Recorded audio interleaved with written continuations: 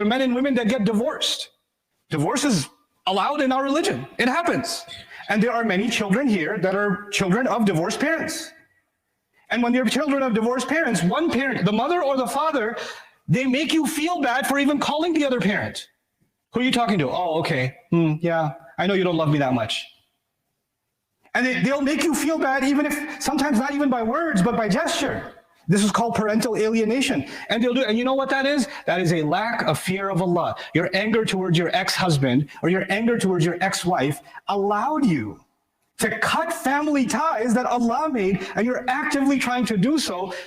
Good luck answering to Allah Azza wa Jal. This is the ultimate goal of, one of the ultimate goals of Islam was to keep the family ties together, to keep bonds together. And by the way, even if someone is oppressive or abusive or anything else, I'm not saying accept abuse. Don't misunderstand me. I'm not saying to accept abuse, but I'm also not saying to run away.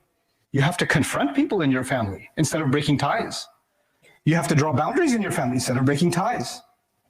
But this is something that our religion teaches. It's one of its most fundamental jihads. It's one of its most fundamental battles. That's why these ayat are in the surahs of battle. SubhanAllah. Ramadan is a time for you and I to get closer and closer to the Quran and to really think about what Allah is saying.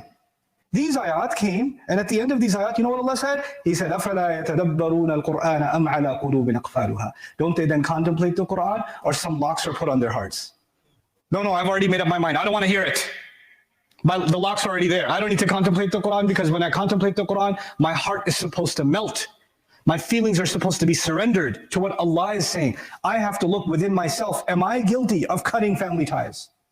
Am I guilty? Am I doing this directly or indirectly? Am I part of that? Because I cannot be.